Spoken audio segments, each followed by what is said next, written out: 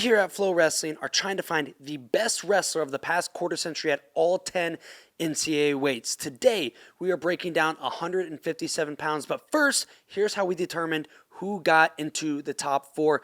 We on the FloWrestling team each got a vote. We looked at the NCAA champions from the past 25 years. We said, we think this guy's the best, the second, the third, and the fourth best. That's how we tallied it up. That's how we narrowed it down to 4. Then, we sent out the vote on social media to you guys, let you vote. We took that, factored it in, recounted, and that's how we got our top 4 at each weight. Before we get into the top 4 at 157 pounds, let's take a look at some of the guys who just missed the cut because there are some real legends and these honorable mentions. First up is Austin O'Connor, a 2-time NCAA champion, just the second multiple-time NCAA champion in North Carolina Tar Heel history. He won 1 at 149 and 1 at 157. Next up, David Carr, a legend among a historic program like Iowa State. This dude never lost a duel for the Cyclones. 67 matches, 67-0 in duels, a 4-time Big 12 champion and a 2-time NCAA champion, 1 at 157 pounds and 1 up at 165 pounds. Honorable mention number 3 goes to Bubba Jenkins.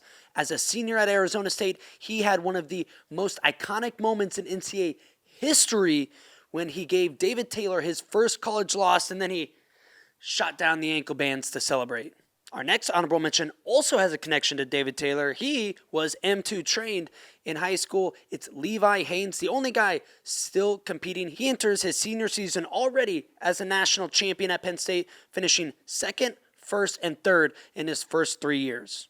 And our last honorable mention at 157 pounds is Northwestern's Ryan Deacon.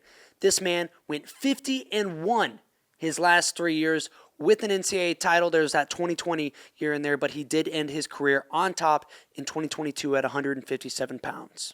Okay, now our top 4 at 157 pounds.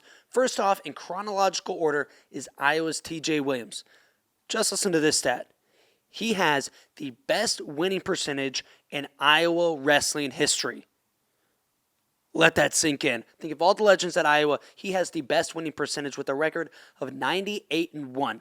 After spending 1 year in junior college, he transferred into the Hawkeyes where he won a national title as a sophomore, took 3rd as a junior. His one loss came in the NCAA semifinals, and then came back on top, winning it his senior year, taking out now coach at Nebraska, Brian Snyder, 3-2 in overtime. Next up is Ryan Bertine, who is Michigan's starter from 2002 through 2005. And this dude knew how to wrestle when it mattered most. You don't need any more evidence than that he was a 0-time conference champion, but a 2-time NCAA champion.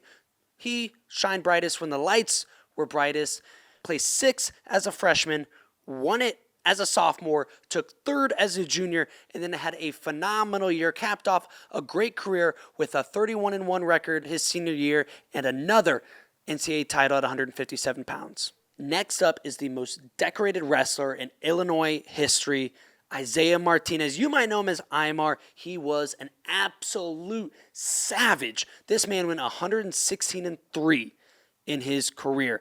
Capped off one of the best true freshman seasons ever, going 35-0 en route to the title. People were actually talking about Imar could be the next Kale.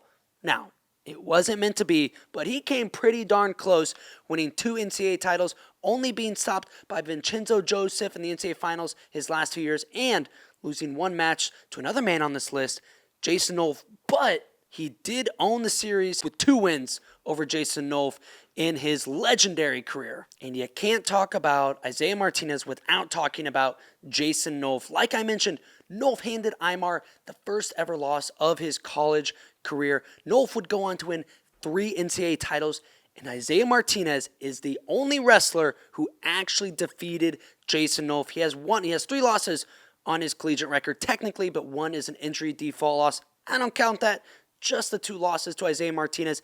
And he didn't just do a lot of winning. He did a lot of dominating, over an 87% bonus rate. He bonused darn near everybody who stepped on the mat with him. Jason Nolf was truly one of the leaders that defined that mid-2010s Penn State dynasty. Now time to get into the voting. And this one was tight up top. I'm not going to lie to you, but coming in at 4th place is Ryan Bertine of Michigan.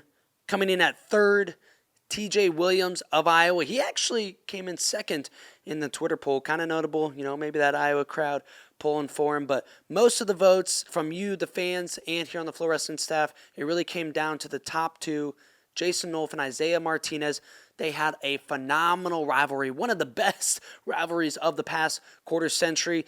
And like I said, Jason Nolf, more NCAA titles, more dominance, all this stuff. But Isaiah Martinez had a winning record against Jason Nolf. But Jason Nolf had a win over Imar. So really tough decision. But all in all, it ended up being Isaiah Martinez finishing in second place and Jason Nolf finishing in first place. Like I said, not just one of the best wrestlers of the past quarter century, but truly one of the all-time greats in NCAA wrestling, regardless of quarter century. So, thank you all for watching this video. Tune in next time to see 165 pounds. It might be the best weight of the entire quarter century. It's absolutely bonkers. See you then.